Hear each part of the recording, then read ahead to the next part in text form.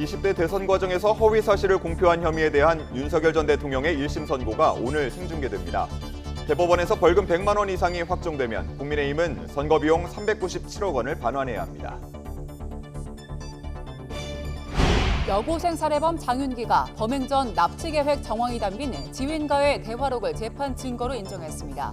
이에 따라 오늘 열릴 장윤기의 3차 공판에는 고교 동창에 대한 증인 신문이 철회됐고 숨진 여고생의 부모가 증인으로 나섭니다. 경찰이 사건을 종결하는 처분에 불복해 검찰에 다시 판단을 요구하는 이의 신청이 4년 만에 2배 넘게 급증했습니다. 외부 전문가가 참여해 경찰 수사의 적절성을 따지는 수사 심의 신청도 폭증한 것으로 나타났습니다. 검사의 보안 수사권 폐지를 골자로 한 형사소송법 개정안을 놓고 정치권이 대립 중인 가운데 오늘 국회 법제사법위원회 전체 회의가 열립니다. 오늘 회의에는 최근 사의설이 제기된 정성호 법무부 장관이 참석할 예정이어서 여야 의원들의 질의가 이어질 걸로 보입니다.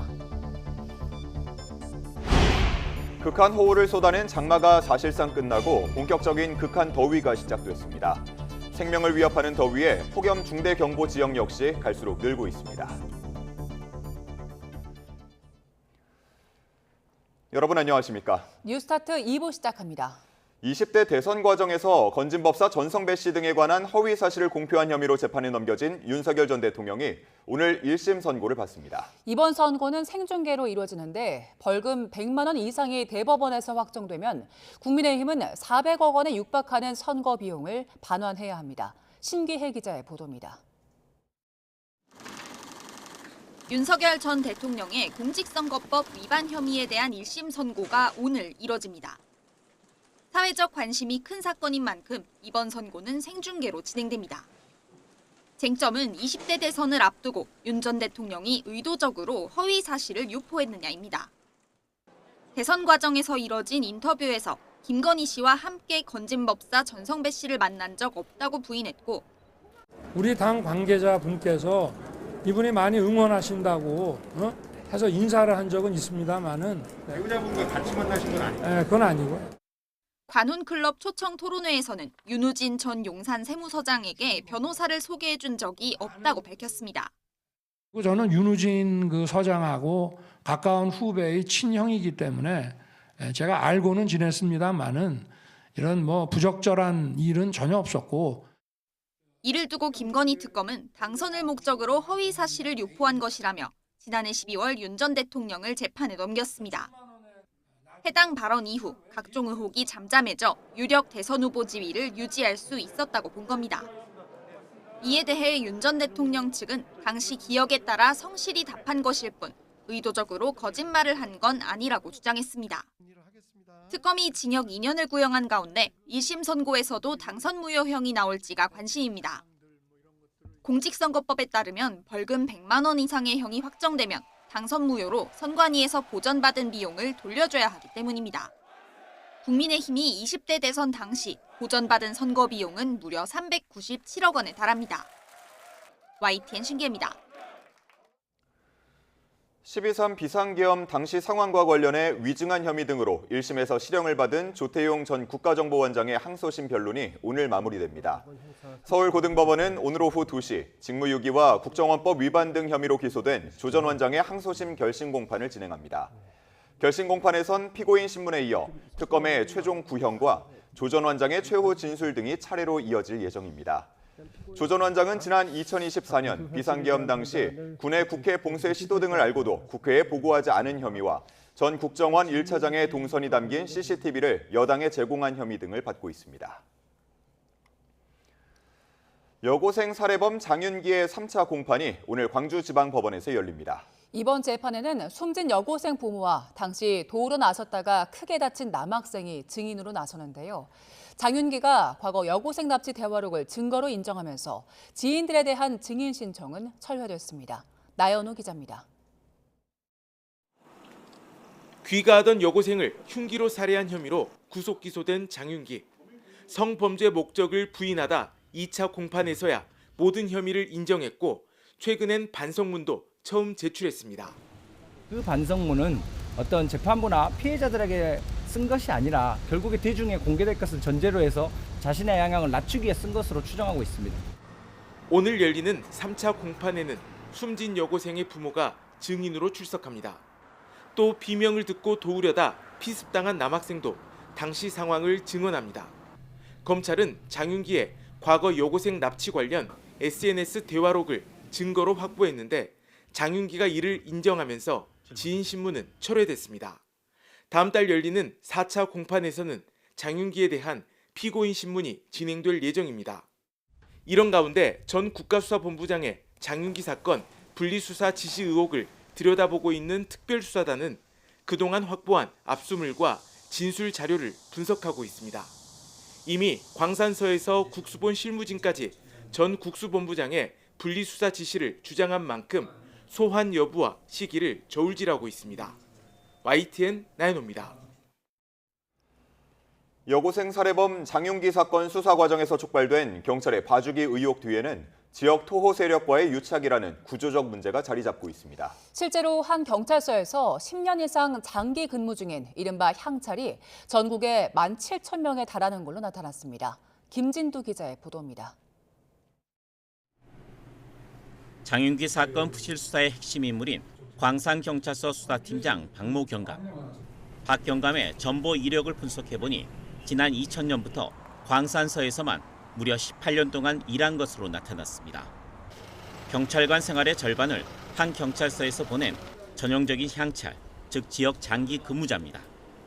마찬가지로 현직 경찰관인 장윤기의 아버지 역시 광산서에서만 10년 넘게 근무했습니다. 이처럼 한 경찰서에서 10년 이상 줄곧 근무 중인 경찰관은 전국적으로 17,000여 명에 달합니다. 특히 경찰 조직의 허리이자 실무를 이끄는 경위와 경감급 장기 근무자가 14,000여 명에 달해 전국의 전체 경위 경감의 약 20%를 차지했습니다. 5명 중 1명꼴로 특정 경찰서에 뿌리를 받고 있는 셈입니다. 지역별로는 서울과 광주의 장기 근무자 비율이 8%, 2%대에 그친 반면 전북과 충북, 충남 등 지방은 20%를 넘어 장기 근무 현상이 두드러졌습니다. 장기 근무 경찰관들은 지역 사정에 밝아 밀착형 치안이 가능하다는 장점이 있습니다. 하지만 한 지역에 오래 머물며 쌓인 관계가 이번 사건처럼 봐주기 수사나 정보 유출 같은 유착 비리로 이어질 위험이 크다는 지적입니다. 인지 수사를 하는 진흥팀이나 고소고발을 담당하는 경제팀, 그리고 형사팀이나 강력팀 같은 수사부서는 장기간 근무하게 되면은 폐단이 커지니까 한 번씩 순환시키는 그런 시스템이 필요하다고 보고 있습니다. 경찰 신뢰도를 뿌리채 얻은 장윤기 봐주기 의혹을 계기로 관행처럼 이어진 경찰 장기 근무 인사를 수술대에 올려야 한다는 목소리가 커지고 있습니다. YTN 김진두입니다.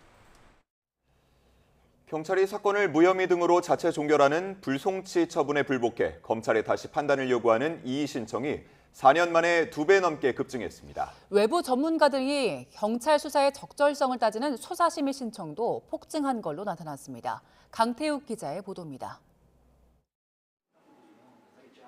경찰은 혐의가 없다고 판단하면 사건을 검찰에 넘기지 않는 불송치 결정을 내립니다.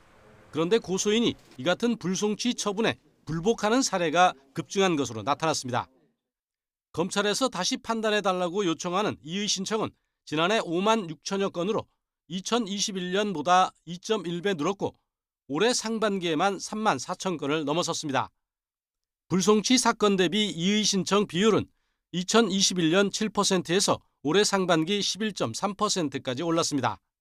10건 가운데 1건 이상의 불복이 제기되는 셈입니다. 이의 신청 이후 검찰이 보완 수사를 거쳐 경찰의 결정을 뒤집고 피의자를 기소한 사건도 지난해 1,100여 건으로 2배 이상 증가했습니다. 수사 과정의 불공정이나 부적법을 따지는 수사심의 신청 역시 4년 새 3배로 늘었습니다. 외부 전문가 등으로 구성된 위원회가 수사 미진을 인정해 보완, 재수사를 지시한 건수는 2021년 80건에서 지난해 711건으로 무려 8.9배 급증했습니다. 2021년 수사권 조정으로 경찰이 1차 종결권을 갖게 된 이후 수사 지연과 무성의한 태도가 불신을 자초했다는 지적이 나오는 이유입니다.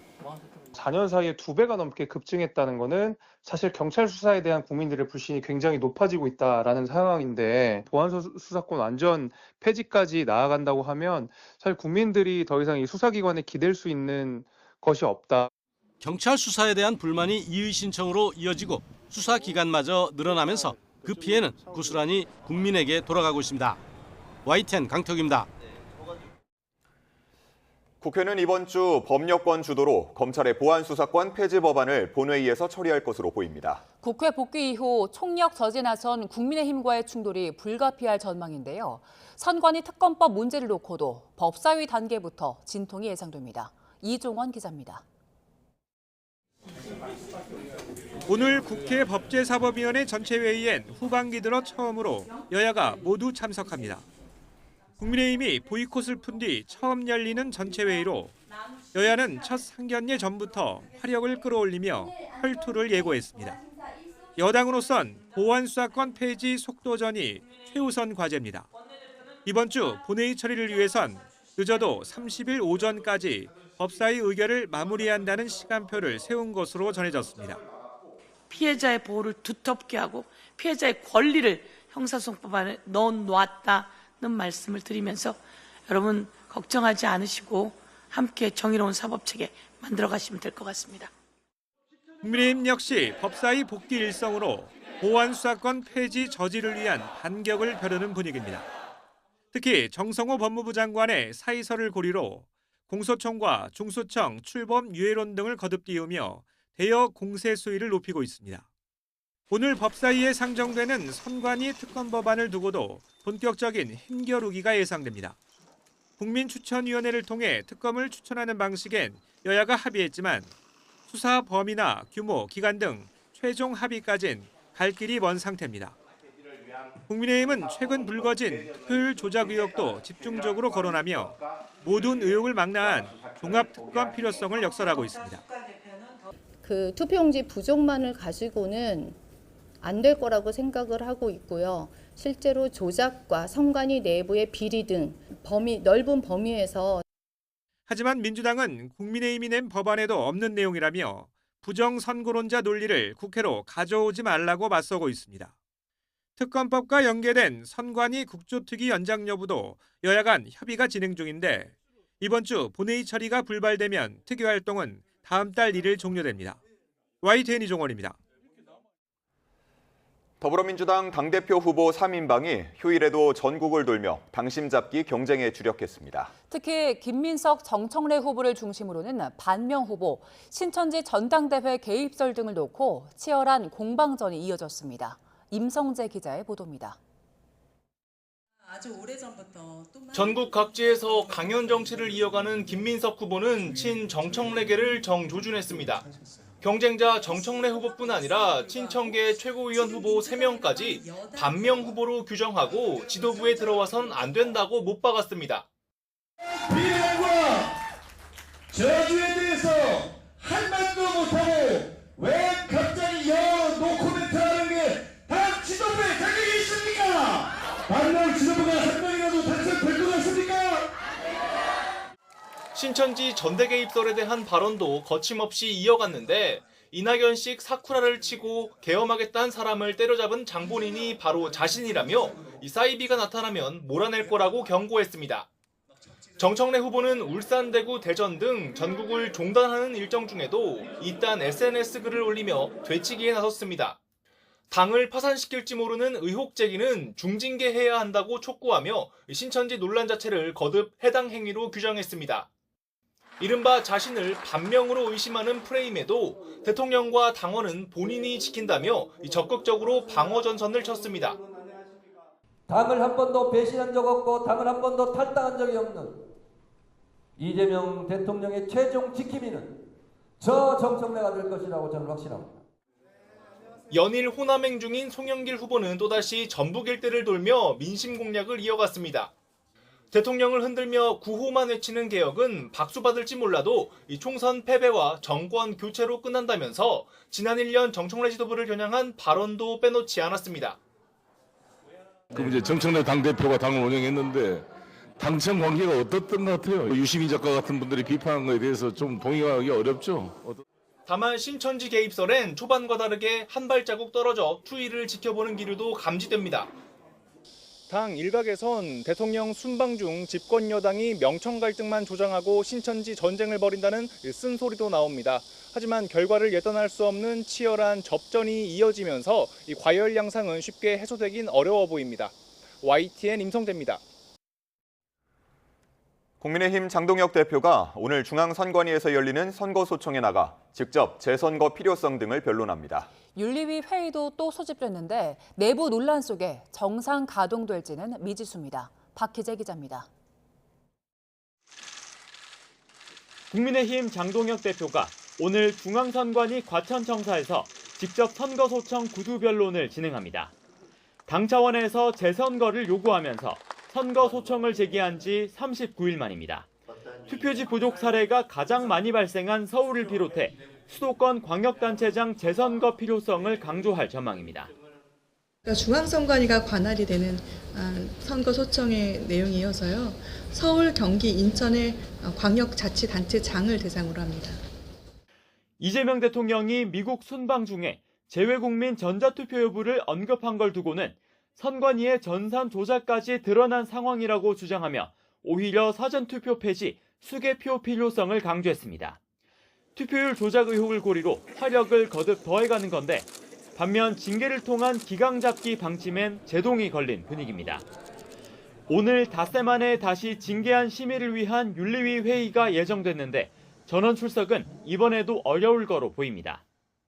한 윤리위원은 YTN과의 통화에서 개인 사정으로 불참하지만 일정을 일방 통보받았다며 불편한 기색을 드러냈습니다. 당대표의 운영 방침을 반복, 조직적으로 저해하는 행위를 징계할 수 있다는 징계 원칙도 거듭 문제 삼고 있어서 이를 기준으로 한 징계 심의는 당분간 지연이 불가피한 상황입니다. 회의가 정상적으로 열릴 경우 국회 부의장 선거 과정에서 민주당 의원과 소통한 조경태 의원 등 징계안이 논의될 거로 예상됩니다.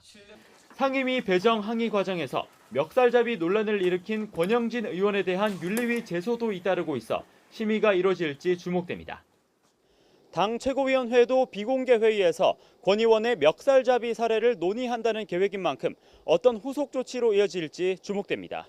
YTN 박희재입니다. 미국과 이란의 무력 충돌이 2주 만에 중단된 가운데 트럼프 행정부는 이란의 대화의 여지를 준 거라며 협상을 모색하고 있습니다. 이란도 미국과 계속 메시지를 교환하고 있다면서도 미국이 종전 양해각서를 위반한 외교적 배신이라고 비난했습니다. 워싱턴 연결합니다. 홍상희 특파원, 미국의 이란 공습 중단에 대한 여러 해석이 나오고 있는데 트럼프 행정부는 이란의 협상을 압박하고 있는 거죠? 네, 마이크 왈츠 유엔 주재 미국 대사는 트럼프 대통령이 외교적 해결의 여지를 주기 위해서 공격을 일시 중단한 거라고 말했습니다. 폭스뉴스와의 인터뷰에서 왈츠 대사는 이란과 협상이 진행되고 있다고 밝혔는데요. 왈츠 대사의 발언 먼저 들어보겠습니다. But he's giving talks some space. He's giving it a little bit of room.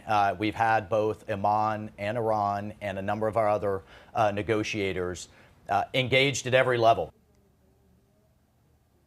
협상의 구체적인 내용에 대해서는 추가 설명은 하지 않았는데요. 미군은 언제든 행동에 나설 준비를 마쳤고 추가 군사 자산도 계속 투입되고 있다면서 이란을 압박했습니다. 그러니까 미사일이 부족하기 때문에 군사적인 압박을 중단했다는 일부 언론의 보도를 반박한 겁니다. 트럼프 대통령도 앞서 이란과 대화가 진행 중이라면서 이란이 협상을 매우 원하고 있다는 기존 주장을 되풀이했는데요. 트럼프 대통령의 말도 들어보겠습니다. And by the way, they are talking to us right now. They'd love to make a deal. I don't think they're ready to. I don't think it's time yet, but I'm willing to listen. But they cannot have a nuclear weapon. 에스마일 바가의 이란 외무부 대변인도 이란과 미국 간의 메시지 교환과 중재국들의 활동은 계속되고 있다고 확인을 했습니다. 하지만 전 세계가 최소한 이번에는 미국이 약속을 지킬 것으로 기대했지만 합의했던 종전 양해각서 여러 조항을 노골적으로 위반했다고 비난했습니다. 이란 고위 소식통도 로이터와의 인터뷰에서 미국의 공습 보류가 진정성 있는 조치가 아닌 이 전술적 판단에 따른 것이라고 본다며 회의적인 시각을 보였습니다. 레바논에서의 이스라엘과 헤즈볼라의 무력 충돌에 대해 이 모즈타바 하메네이 이란 최고 지도자는 레바논 영토 보전이 전쟁을 끝내기 위한 핵심 조건이라면서 이 헤즈볼라를 지원하겠다는 뜻을 거듭 밝히기도 했습니다. 네, 미국의 이란 공습 중단에 대한 미국 내의 전망은 어떻습니까? 네, 뉴욕타임즈는 트럼프 대통령이 세계 최대의 망치를 휘두르고도 이란 전쟁에 갇혔다고 평가했습니다. 이란 전쟁이 5개월째 이어지고 있지만 협상 동력은 떨어졌고 호르무즈 해협 통제권 문제도 해결되지 않고 있다면서 전쟁을 끝내기 위한 이 마땅한 선택지가 없다고 지적을 한 겁니다. 뉴욕타임스는 군사적 확전이나 경제적인 압박 강화 또는 승리를 선언한 뒤 전쟁에서 빠져나오는 방법이 있겠지만 이 세 가지 모두 선택하기 어렵다고 분석했는데요.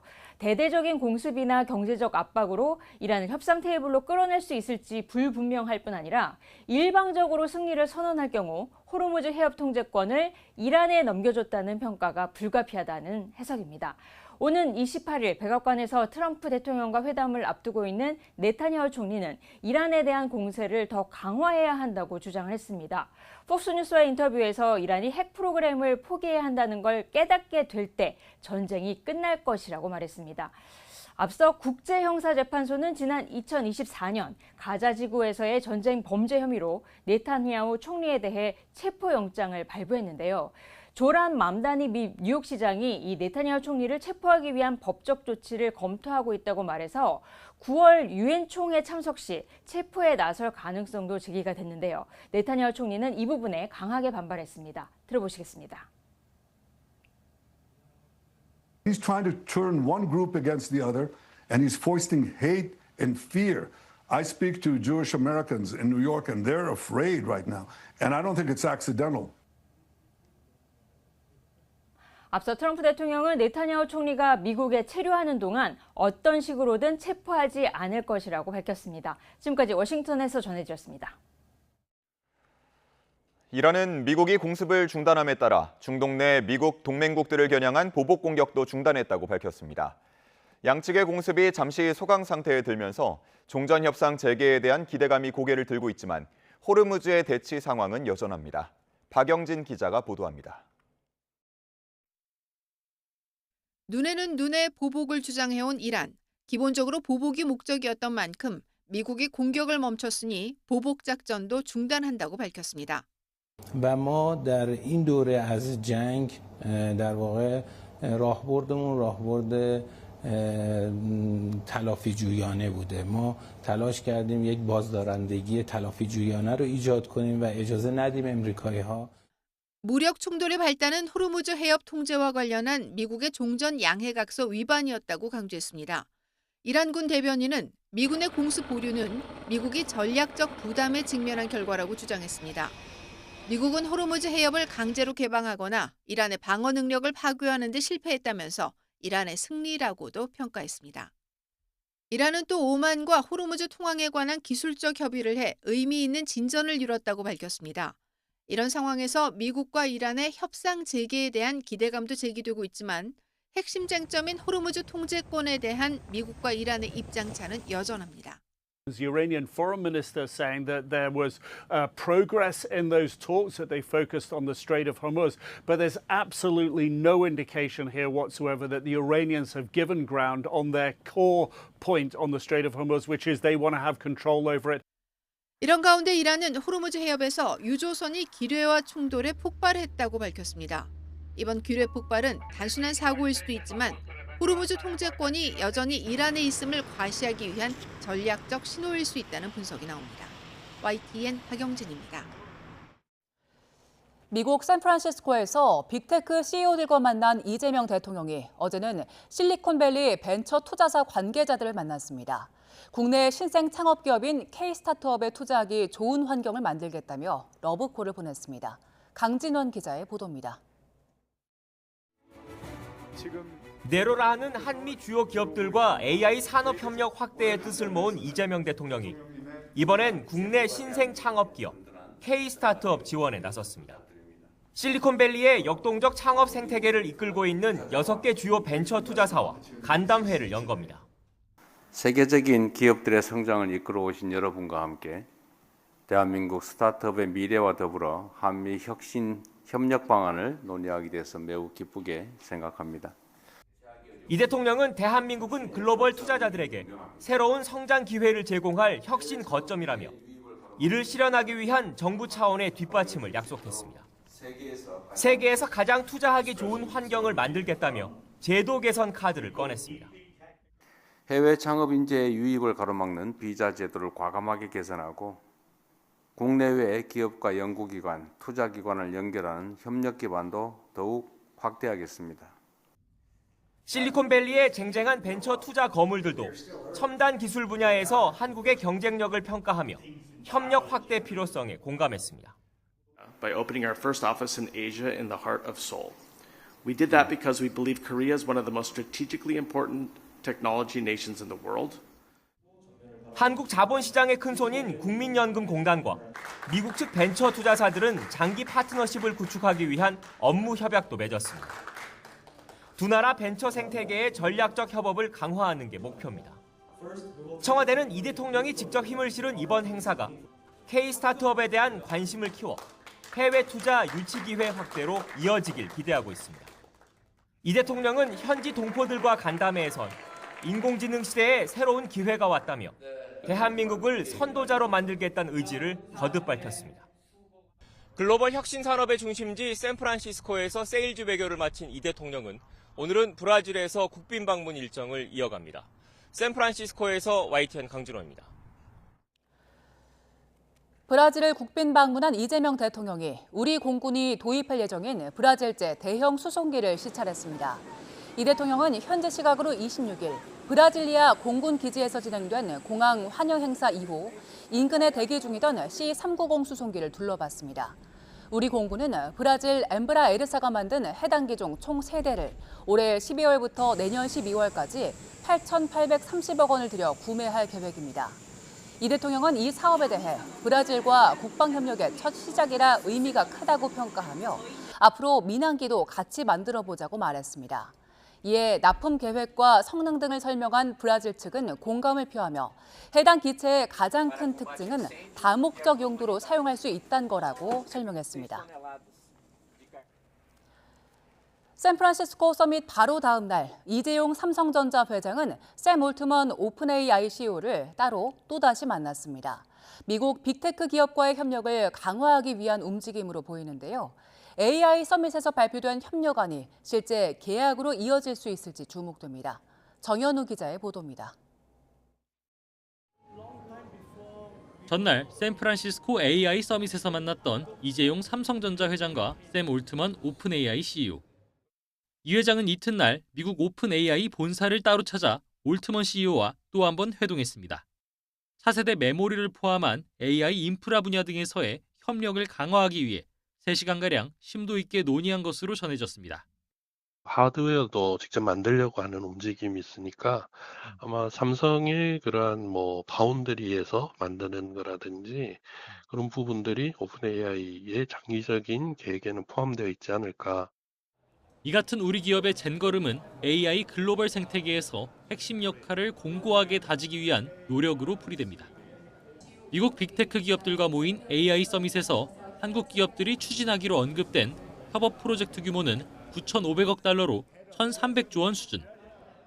삼성전자는 미국 브로드컴과 메모리와 파운드리, 첨단 패키징을 아우르는 이른바 턴키 계약을 맺었고 SK그룹은 대규모 언어 모델 학습부터 피지컬 AI까지 확장되는 인프라 수요에 맞춰 엔비디아와 메모리를 함께 개발하고 공급하기로 했습니다. 하지만 아직 협력안인 만큼 실제 계약까지 차질 없이 이뤄지도록 계속 빅테크 기업과의 줄다리기는 필요한 여건입니다.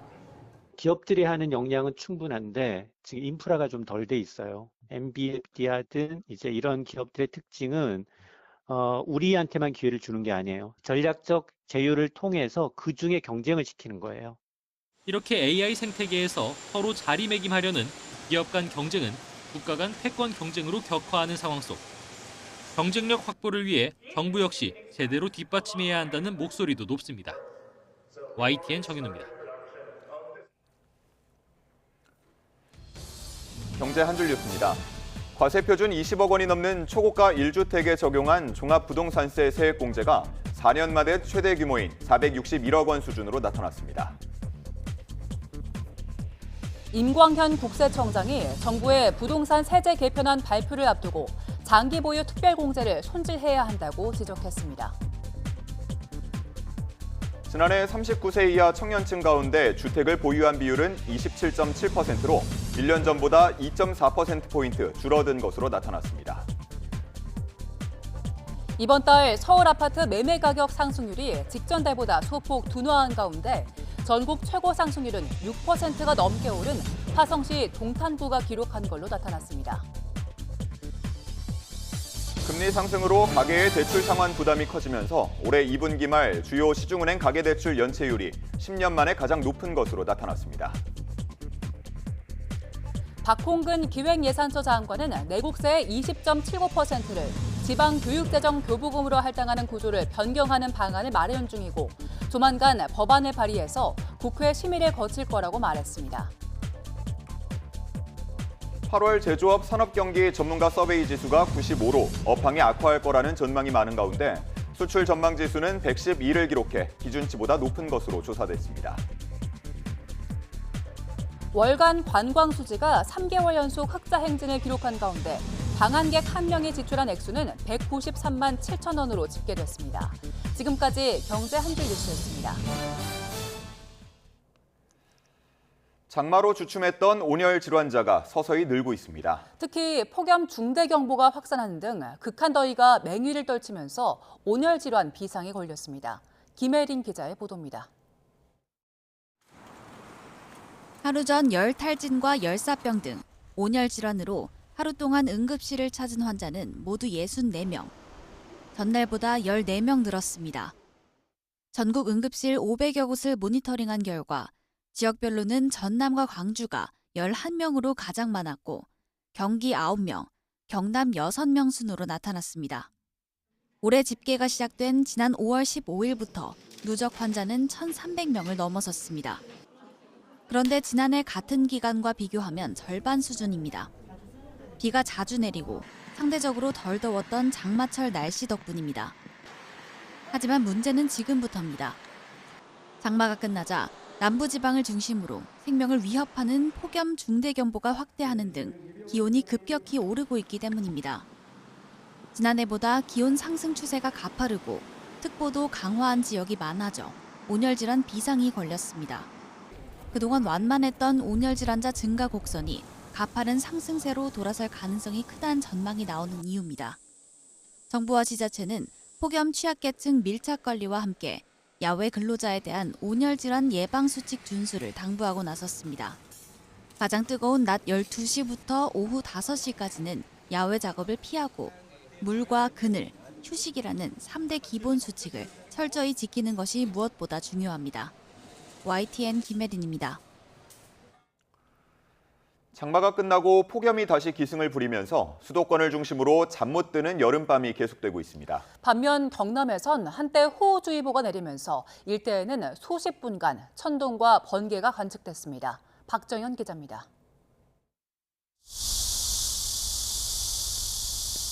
밤 10시가 다 돼가는 시각, 해가 저물어도 사그라지지 않는 찜통더위에 한강공원은 피서객들로 가득 찼습니다. 얼음 가득 시원한 음료수로 목을 축이고 휴대용 선풍기를 얼굴에 들이밀어 보지만 주룩주룩 흐르는 땀방울을 식히기엔 역부족입니다. 너무 더워가지고 여기 앞에 요거트 아이스크림 팔아서 같이 왔어요. 너무 습해가지고 조금 기분이 많이 안 좋아서 나오긴 했는데 그래도 탁 트인 도심 야경을 배경으로 친구 연인과 도란도란 이야기꽃을 피우다 보면 시원한 강바람 한 줄기가 여름밤 무더위를 달래줍니다. 열대야가 너무 심해서 일단 밤이라면 조금 시원할 수 있을 것 같아서 나왔는데요. 진짜 좋고요. 일단 강가에 곁에 있으니까 좀 되게 시원한 것 같고. 굉장히 덥습니다. 근데 여기 굉장히 시원합니다. 여러분 다들 한강으로 오십시오. 세찬 빗줄기가 쏟아지는 밤하늘, 어둠을 가르며 번개가 쉴 새 없이 내리칩니다. 어젯밤 8시쯤 호우주의보가 발효됐던 경남 밀양의 모습입니다. 일대 강한 비구름이 형성되면서 50km 가까이 떨어진 부산에서도 마른 하늘에 천둥 번개가 수십 분간 이어지는 현상이 관측됐습니다. 소리는 나지 않았지만 구름 사이로 번개가 막 내려오면서 하늘이 엄청 밝게끔 비춰졌거든요. 전쟁 난 줄 알았어요. 이로 인해 부산소방본부엔 관련 문의가 10여 건 접수되는 등 신고가 잇따랐는데 다만 낙뢰로 인한 피해는 없는 거로 확인됐습니다. 장마가 막바지에 접어들면서 이번엔 가마솥 더위가 전국 곳곳을 달구고 있습니다. 극심한 무더위 속 어제 오후 4시쯤 전북 완주에선 밭에서 일하던 100살 노인이 숨진 채 발견됐습니다. 가족 신고로 소방이 출동했을 땐 이미 사망한 상태로 당시 체온이 40도를 넘었던 것으로 전해졌습니다. YTN 박정은입니다. 7월의 마지막 주가 되니 장마가 물러나고 더위가 기승입니다. 현재 영남 지방을 중심으로 폭염 중대경보가 발효 중이고요. 그 밖에 전국 곳곳에 폭염특보와 열대야주의보가 내려져 있습니다. 밤사이 대부분 지역에서 기온이 25도 이상을 유지하는 열대야 현상이 나타났습니다. 현재 서울 기온은 27.3도, 청주 27.7도를 보이고 있고요. 체감 온도는 30도에 육박하는 곳이 많습니다. 한낮에는 서울 33도, 광주 35도, 대구 37도까지 크게 치솟겠고요. 온열 질환 위험이 크겠습니다. 노약자나 어린이는 무리한 야외 활동을 자제하시는 게 좋겠습니다. 폭염 속 대기 불안정이 심해지면서 중부와 경북 북부에는 소나기가 지나겠습니다. 양은 5에서 최대 60mm가 되겠고요. 오후에는 벼락과 돌풍을 동반하며 강하게 쏟아질 수 있겠습니다. 시설물 관리와 안전사고에 각별히 유의하시기 바랍니다. 날씨였습니다. 20대 대선 과정에서 허위 사실을 공표한 혐의에 대한 윤석열 전 대통령의 1심 선고가 오늘 생중계됩니다. 벌금 100만 원 이상이 대법원에서 확정되면 국민의힘은 선거 비용 397억 원을 반환해야 합니다. 여고생 살해범 장윤기가 범행 전 납치 계획 정황이 담긴 지인과의 대화록을 재판 증거로 인정했습니다. 이에 따라 오늘 열릴 장윤기의 3차 공판에는 고교 동창에 대한 증인 신문이 철회됐고 숨진 여고생의 부모가 증인으로 나섭니다. 경찰이 사건을 종결하는 처분에 불복해 검찰에 다시 판단을 요구하는 이의 신청이 4년 만에 2배 넘게 급증했습니다. 외부 전문가가 참여해 경찰 수사의 적절성을 따지는 수사심의 신청도 폭증한 것으로 나타났습니다. 더불어민주당 당대표 후보 3인방이 휴일에도 전국을 돌며 당심 잡기 경쟁에 주력했습니다. 특히 김민석, 정청래 후보를 중심으로는 반명 후보, 신천지 전당대회 개입설을 놓고 치열한 공방전이 이어졌습니다. 국민의힘 장동혁 대표가 오늘 중앙선관위에서 열리는 선거소청에 나가 직접 재선거 필요성을 변론합니다. 서울을 비롯해 수도권 광역단체장 재선거 필요성을 강조할 것으로 보입니다. 극한 호우를 쏟아낸 장마가 사실상 끝나고 본격적인 극한 더위가 시작됐습니다. 생명을 위협하는 더위에 폭염 중대경보 지역 역시 갈수록 늘고 있습니다.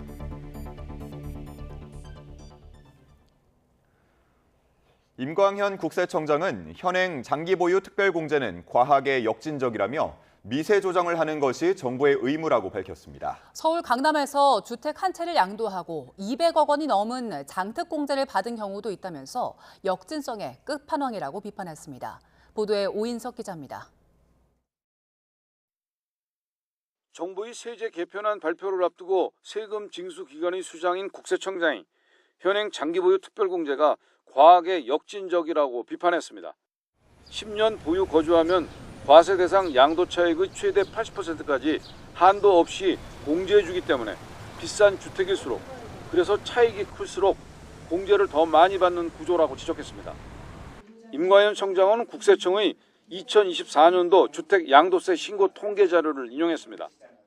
1세대 1주택이 5조 320억 원의 장특공제를 받았는데 이 중 서울이 4조 5천억 원으로 공제 혜택의 90%가 서울 쏠림 현상이 나타났고 서울의 경우 강남 3구와 용산구의 장특공제액이 3조 5천억 원으로 78.6%를 차지했다고 밝혔습니다. 반면에 도봉구와 금천, 중랑, 노원구 등은 장특공제 혜택을 거의 받지 못했다고 설명했습니다. 실제 공제 통계표를 보면 강남구에서 2,873건, 건당 5억 4천만 원을 공제받은 반면 도봉구는 2건에 2천만 원으로 건당 1,000만 원에 그쳤습니다. 장특공제 혜택을 받은 전국 상위 100채 중 87채는 강남구와 서초구였고 강남구 평균 공제 금액은 41억, 서초구는 33억이었습니다. 임 청장은 강남구 주택 한 채를 양도하고 장특공제로 200억 원이 넘는 금액을 공제받은 경우도 있다며 역진성의 끝판왕이라고 지적하면서 현행 장특공제는 불로소득이 고스란히 보장되는 역진성으로 똘똘한 한 채를 권하고 있다고 짚었습니다. 그러면서 소득이 큰 사람일수록 더 많은 세금을 부담하는 누진성이 기본 원칙으로 장특공제에 대한 미세 조정은 정부가 당연히 해야 할 의무라고 생각한다고 밝혔습니다. YTN 오인석입니다. 정부가 건강보험료 부과체계 개편을 추진합니다. 초고소득자의 건보료 상한선을 월 150만 원 이상 높이고 26년 동안 묶여있던 보험료 하한선도 현실화하기로 했습니다. 염혜연 기자입니다. 현재 건강보험제도는 월소득이 1억 3천만 원인 사람이나 10억 원인 사람이나 보험료가 같습니다. 상한이 정해져 있기 때문입니다. 건강보험 재정 악화와 맞물려 형평성 논란이 끊이지 않았는데 결국 보건복지부가 부과체계를 손보기로 했습니다. 복지부가 건강보험정책심의위원회에 보고한 자료를 보면 초고소득자의 경우 건보료 상한 기준을 평균 보험료의 30배에서 40배로 올린다는 계획입니다. 지역가입자 상한 역시 평균 보험료의 20배로 올리는 방안을 검토하고 있습니다. 이렇게 되면 본인 부담 최고액이 월 459만 원에서 612만 원으로 늘어납니다. 직장가입자의 0.04%, 지역가입자의 0.02%가 해당해 연간 1,751억 원의 추가 수입이 예상됩니다. 26년째 제자리인 최저보험료의 현실화도 추진됩니다. 최저임금과 연계해 직장가입자의 하한 기준을 월 1,080원에서 22,260원으로 올리는 방안입니다. 다만 취약계층의 부담을 덜기 위해 하한선 인상분은 오는 2029년까지 단계적으로 적용할 방침입니다. 복지부는 건강보험정책심의위원회 심의와 법령 개정이 필요한 사항이라며 공정성과 국민 부담 등을 종합적으로 고려해 추진하겠다고 밝혔습니다. YTN 염혜원입니다. 7월 27일 월요일 오늘의 주요 일정 살펴보겠습니다.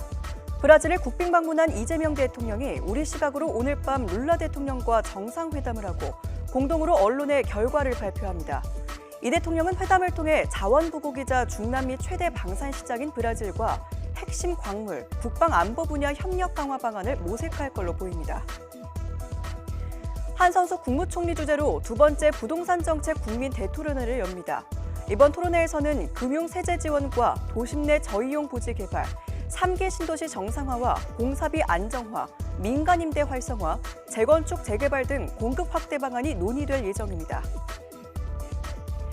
검사의 보안 수사권 폐지를 골자로 한 형사소송법 개정안 등을 놓고 정치권이 대립 중인 가운데 오늘 국회 법제사법위원회 전체 회의가 열립니다.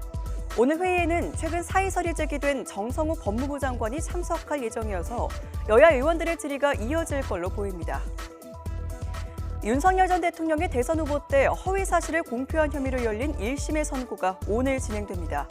공직선거법상 당선 무효형인 벌금 100만 원 이상이 대법원에서 최종 확정되면 국민의힘은 기탁금과 보전받은 선거 비용 등 397억 원을 반환해야 합니다. 광주지방법원은 오늘 강간살인 등의 혐의로 구속 기소된 장윤기의 세 번째 공판을 진행합니다. 여고생 살해범 장윤기가 범행 전 납치 계획 정황에 담긴 지인과의 대화록을 재판 증거로 인정한 가운데 오늘 공판에는 피해 여고생의 유족과 사건 당시 피해자를 도우려다 중상을 입은 남학생이 증인으로 출석할 예정입니다. 장윤기 사건을 계기로 구성된 경찰 수사 신뢰 제고를 위한 쇄신 TF가 오늘 첫 회의를 열고 공식 출범합니다. TF 위원장은 법무부 법무검찰개혁위원장을 지낸 김남준 변호사가 맡을 예정이며 외부 위원으로는 학계와 법조계 인사들이 참여합니다. 지금까지 오늘의 주요 일정이었습니다.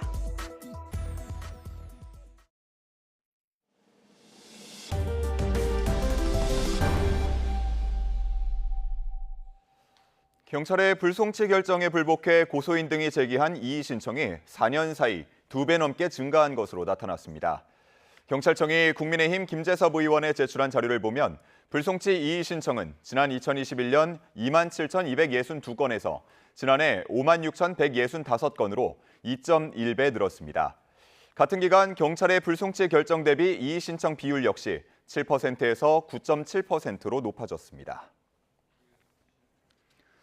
대전교도소에서 권총 실탄 100발이 분실돼 교정당국이 자체 조사를 벌였지만 끝내 행방을 찾지 못해 경찰에 수사를 의뢰했습니다.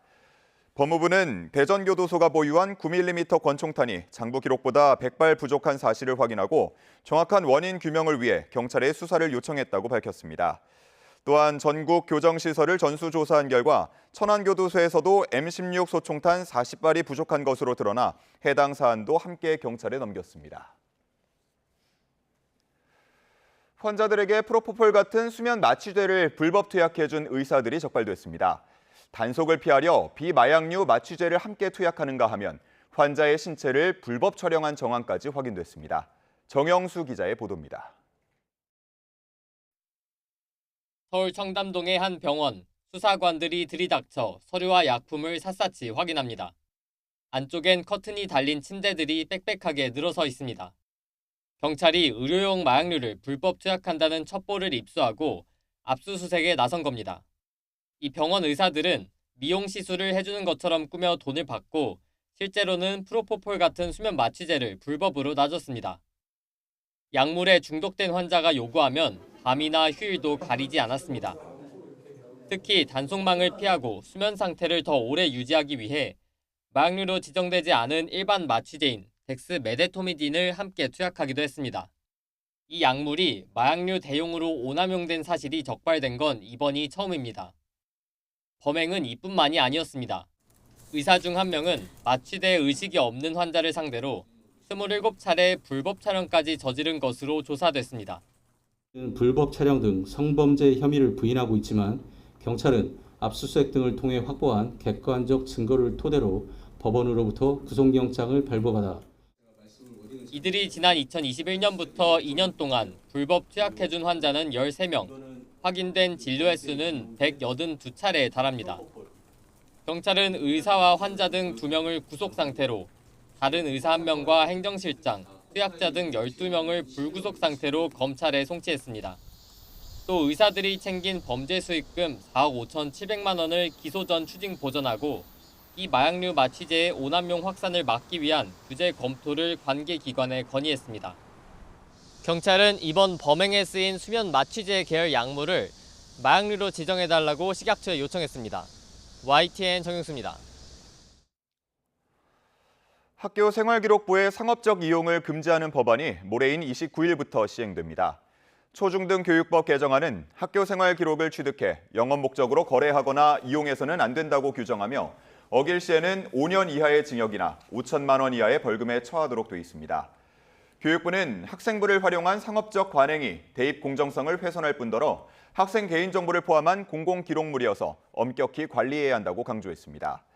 이에 따라 입시업계들도 학생부에 기반한 수시 합격 예측 서비스를 중단하고 교과 내신 등급과 관련한 서비스로 대체하고 있습니다. 폭염 관련 소식 알아봅니다. 극한 호우를 쏟아낸 장마가 사실상 끝나고 본격적인 극한 더위의 시기가 시작되었습니다. 경남 양산과 밀양이 39도를 넘어 올해 최고 기온을 경신하는 등 생명을 위협하는 더위에 폭염 중대경보 지역도 갈수록 늘고 있습니다. 박소정 기자입니다. 도깨비 장마, 핀셋 장마라고 불릴 만큼 예기치 않은 집중 호우를 쏟아낸 정체 전선이 북한으로 올라갔습니다. 고온다습한 북태평양 고기압이 우리나라에 자리를 잡은 만큼 제주뿐 아니라 내륙의 장마도 사실상 끝난 것으로 보입니다. 장마철 극한 호우가 지나자 본격적인 극한 더위의 시기가 덮쳐왔습니다. 생명을 위협하는 수준의 더위를 경고하는 폭염 중대 경보는 대구와 경북, 경남 곳곳으로 확대하며 14곳까지 늘었습니다. 밤사이 열대야도 강원 산간을 제외하고 전국 대부분에서 이어집니다. 특히 영남 지역의 폭염이 극심합니다. 이른바 데프리카, 더위의 상징이었던 대구를 넘어 경북, 경남 전역으로 폭염이 확대하면서 경프리카라는 말까지 나왔습니다. 남쪽으로부터 들어오는 추가적인 열 공급이 있습니다. 영남권은 크고자가 산맥들이 위치해 지형적 요소로 인해서 다른 지역에 비해 기온이 조금 더 오르는 현상이 두드러지고 있습니다. 숨이 턱턱 막히는 극한 더위 속에서도 변화무쌍한 날씨는 이어집니다. 강한 소나기뿐 아니라 기습적인 집중호우 구름이 발달해 극한 호우를 언제든 쏟아낼 수 있습니다. 강하게 발달한 태풍이 한반도로 올 수 있다는 것 역시 큰 변수 중 하나입니다. YTN 박소정입니다. 폭염 속에서 밭일을 하던 30대 외국인이 숨지는 일도 있었습니다. 지난 25일 오후 3시 10분쯤 전남 광주 해남군 황산면에서 태국 국적의 30대 A씨가 쓰러진 채 발견됐다는 신고가 소방에 접수됐습니다. 소방은 의식이 없는 A씨를 인근 병원으로 이송했지만 끝내 숨졌습니다. A씨는 밭일을 하다가 어지럼증을 보여 휴식을 위해 숙소로 이동하던 중이었던 걸로 조사됐습니다. 그제 해남군의 낮 최고 기온은 33.7도로 폭염 경보가 발효된 상태였습니다. 경남 사천 논에서 발견된 93세 남성이 이틀 만에 숨졌다는 소식도 있었습니다. 지난 23일 밤 9시쯤 경남 사천시 송포동 논 인근에서 93세 남성 A씨가 쓰러진 채 발견됐습니다.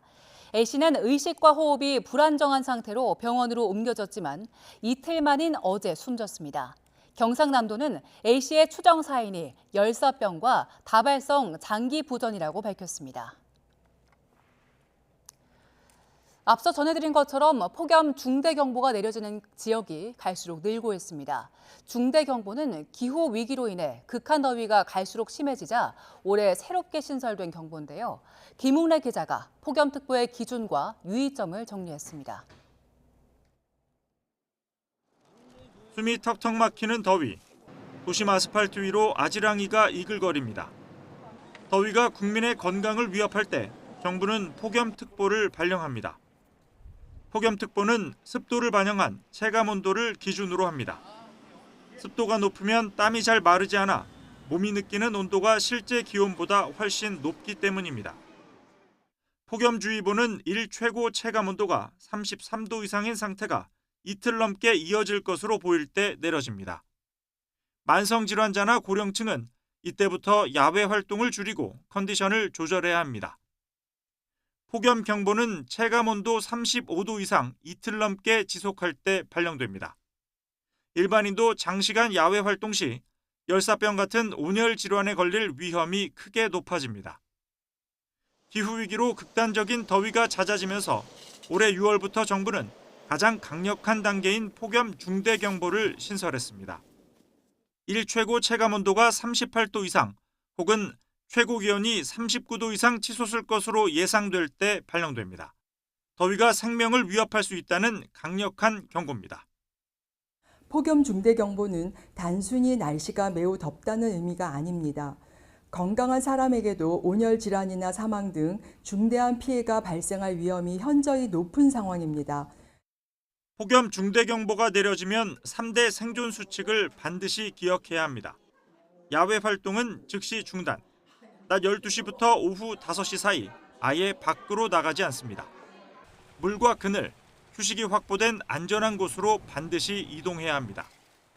홀로 계신 어르신이나 쪽방촌 주민 등 더위에 취약한 이웃과 가족의 안부를 수시로 확인합니다. 치명적으로 변해가는 폭염, 특보 단계를 수시로 확인하고 행동 요령에 따르는 것이 나와 내 가족을 지키는 방법입니다. YTN 김웅래입니다. 트럼프 대통령이 이란에 대한 공습을 전격 중단한 배경에는 미사일 부족도 한몫했습니다. 당장 미군 기지를 방어할 요격 미사일이 사실상 바닥난 걸로 알려졌습니다. 김선중 기자의 보도입니다. 2주 만에 공습 중단을 명령한 트럼프 대통령은 주말에 특별한 일정 없이 본인 소유 골프장을 찾았습니다. 짐짓 여유 있는 모습에 협상 가능성에 대한 기대감도 커졌지만 속사정은 따로 있었습니다. They are talking to us right now. They'd love to make a deal. I don't think they're ready to. I don't think it's time yet, but I'm willing to listen. 지난 금요일 백악관 회의에서 댄 케인 합참의장은 미군의 미사일 재고가 심각한 수준이라고 보고했습니다. 이대로 전쟁을 계속할 경우 중동 지역의 미군 기지를 방어할 요격 미사일이 곧 바닥날 것으로 본 겁니다. 실제 지난 17일 이란의 미사일 공격에 방공망이 뚫리면서 요르단 미군 기지에서 미군 3명이 숨졌습니다. 현재 미군의 패트리엇 요격 미사일은 절반밖에 남지 않았고 토마호크 미사일도 이미 3분의 1을 써버린 것으로 알려졌습니다. 수천만 원짜리 이란의 드론을 막기 위해 한 발에 수십억 원에 달하는 미사일을 펑펑 쏴댄 결과입니다. I think at this point the U.S. has expended a significant amount of its munitions. It has expended a significant amount of its air defense capabilities, as has many of its regional allies and partners. 미군의 무기 재고 상황이 악화하면서 이란 전쟁에 대한 회의론도 커지고 있습니다. 미국 언론들은 트럼프의 군사작전 확대가 이란 내부 결속을 다지고 강경파에게 힘만 실어주는 역효과를 낳고 있다고 꼬집었습니다. 여기다 사우디와 후티 반군 간 충돌까지 격화하면서 중동 해법은 갈수록 더 꼬이고 있습니다. 이런 가운데 이번 주 네타냐후 이스라엘 총리가 백악관을 찾아 트럼프 대통령과 만날 예정이어서 미국의 확전 여부를 가를 최대 분수령이 될 것으로 보입니다. YTN 김선중입니다. 도널드 트럼프 미국 대통령이 이란 전쟁 출구 전략을 고심하고 있지만 적절한 선택지가 없다고 미 뉴욕타임스가 보도했습니다. 뉴욕타임스는 현지 시간 26일 측근들을 인용해 트럼프 대통령이 최근 상당히 좌절해 있고 평소보다 더 변덕스러운 모습을 보이고 있다고 전했습니다. 또 트럼프 대통령이 이란에 대한 확전을 위협해왔지만 공습 확대가 이란을 협상 테이블로 복귀시킬지 불분명한 상황이 지속되면서 지난 24일 내각회의에서 확전을 포기했다고 보도했습니다.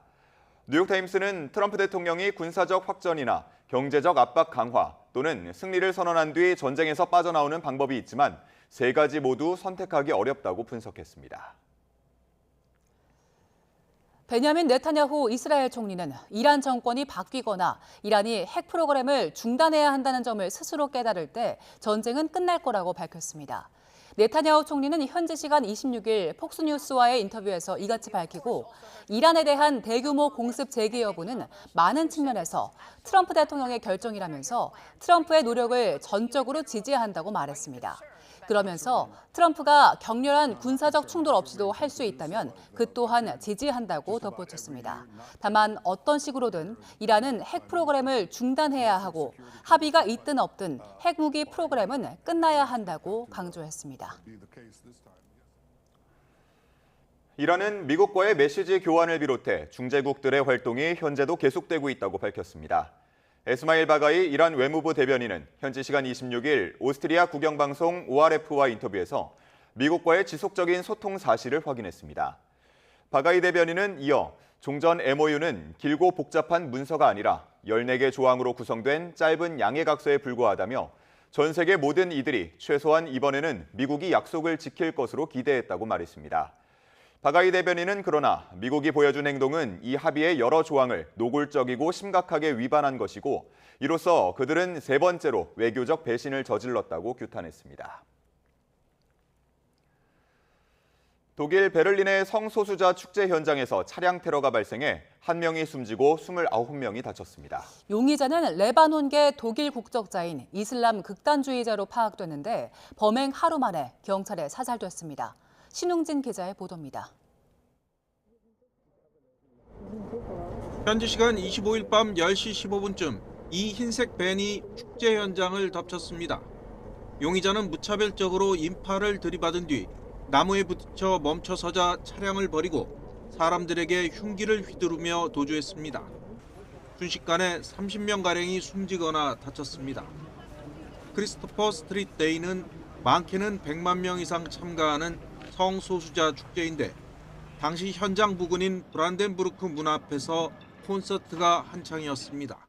All those people crying, running away, and we talk with someone who stay maybe strictly on one point for minutes and maybe a half hour, and ask the people, "Are you okay? You need help?"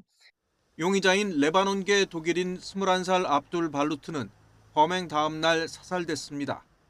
발루트는 26일 오후 베를린 북서부 슈판다우에서 검거 작전을 벌인 경찰 특공대의 총에 맞아 사망한 것으로 전해졌습니다.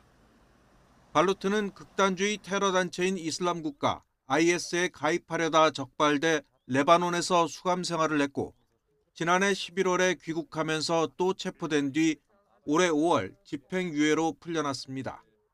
경찰은 차에 함께 타고 있던 이란 국적 남성 1명을 체포해 누가 운전대를 잡았는지 조사하고 있습니다. Meine Damen und Herren, alles was wir hier sehen, deutet darauf hin, dass wir es mit einem islamistischen Terroranschlag zu tun haben. 독일에서는 지난 2016년에 IS 추종자의 차량 테러로 13명이, 2024년에는 반이슬람 극단주의자의 소행으로 6명이 숨졌습니다. 급하게 사고 현장을 방문한 프리드리히 메르츠 독일 총리는 발빠른 수습을 지시했지만 반복되는 테러에 또다시 뚫린 사회 안전망이라는 비판을 피하기 어렵게 됐습니다. YTN 신홍진입니다. 북한이 전승절로 기념하는 6.25 전쟁 정전협정 체결일을 앞두고 당시 전투에 참전했던 노병들을 전면에 내세우고 있습니다. 김정은 국무위원장이 직접 선물을 보내는가 하면 대학에서 강연을 주선하고 있는데요. 이들의 충성심을 젊은 세대에 각인시키기 위한 전략으로 보입니다. 홍선기 기자의 보도입니다. 군복을 차려입은 북한군 출신 노인들이 평양역에 줄지어 도착합니다. 군복에는 화려한 전공을 자랑하듯 각종 훈장과 휘장들이 주렁주렁 달려 있습니다. 북한이 전승절로 기념하는 6.25 전쟁 정전협정 체결일을 앞두고 기념 행사에 노병들을 초청한 겁니다. 앞서 김정은 국무위원장은 전국 각지에 생존한 노병들 집에 직접 당과 정부 간부들을 보내 선물을 전달했습니다. 북한 주요 대학에서는 노병들을 직접 초청해 참전 무용담을 전하기도 했습니다. 피 흘리며 쓰러진 전우들의 복수를 다짐해서 떨쳐 일어나 침략자들에게 무리죽음을 안긴 데 대한 로병동지의 이야기를 들으면서 새 세대들은 전승 세대의 조국소 정신을 다시금 깊이 새겨안았습니다. 북한이 이처럼 전승절을 앞두고 노병 띄우기에 나선 이유는 무엇보다 참전 세대의 충성심을 대물림하기 위해서입니다. 그 정신으로 경애하는 총성지를 결사원하고 충성으로 받들어 모시며 그 정신으로 우리 조국을 굳건히 수호하며 강연을 들은 북한의 대학생들은 참전 용사들의 정신 계승으로 화답합니다. 위대한 전승세대의 넋을 빛나게 이어나가겠습니다. 북한은 노병들이 참석한 가운데 평양에서 전승절 73주년 기념 행사도 대규모로 열릴 것이라고 예고했는데 김정은 국무위원장도 모습을 드러낼지 주목됩니다. YTN 홍성기입니다. SK하이닉스 미국 주식 예탁 증서 ADR의 가격이 한국에 상장된 본주보다 상당히 비싸게 거래되고 있습니다. 인공지능 AI 거래 과열의 신호라는 경고가 나오고 있는데요. SK하이닉스 국내 본주와 ADR 간 상호 전환은 오는 29일 이후 가능해질 전망입니다. 뉴욕에서 이승윤 특파원입니다. 큰 기대감 속에 지난 10일 뉴욕 증시에서 거래를 개시한 SK하이닉스 미국 주식 예탁 증서 ADR. The talent driving the industry is here. This listing strengthens our connection to all of them. 이후 SK하이닉스 ADR은 한국 본주보다 16에서 51% 비싼 가격에 거래됐습니다. 이에 미국 월스트리트 저널은 ADR 프리미엄은 인공지능, AI 거래 과열의 또 다른 신호라며 일어나선 안 될 일이라고 경고했습니다.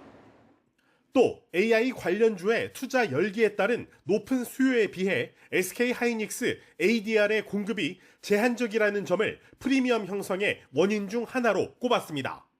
이어 거래 비용과 환위험, 세제 차이도 원인이지만 ADR 프리미엄을 정당화할 수 있는 수준을 크게 넘어선다고 분석했습니다. 한미 간 가격 격차를 줄일 수 있도록 SK하이닉스 국내 본주와 ADR 간 상호 전환이 오는 29일 이후 가능해질 전망입니다.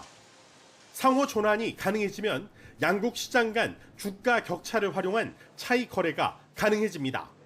투자자들은 상대적으로 저평가된 한국 시장에서 SK 하이닉스 본주를 매수한 뒤 이를 ADR로 전환해 미국 시장에서 매도하는 방식으로 차익을 노릴 수 있습니다.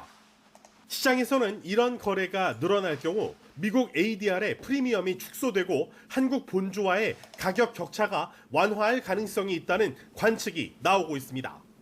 다만 경제 전문가들은 전환 가능 물량은 발행 한도 내로 제한돼 있어 차익 거래 규모는 제한적일 수 있다고 지적하고 있습니다. 뉴욕에서 YTN 이승윤입니다.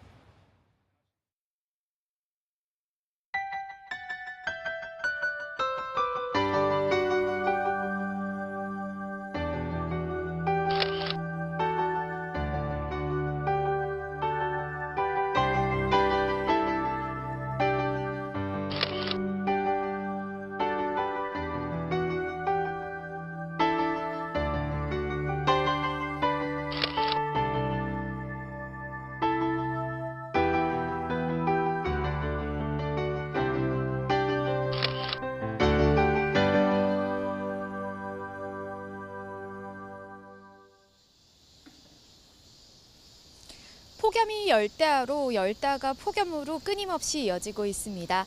밤사이 서울을 비롯한 곳곳에서 최저기온이 25도 이상을 유지하고 있고요. 한낮에는 더위가 박차를 가하면서 서울 33도, 대구는 사람 체온보다 높은 37도까지 크게 치솟겠습니다. 지난 주말 사이 전국 곳곳으로 폭염특보와 열대야주의보가 확대 강화했습니다.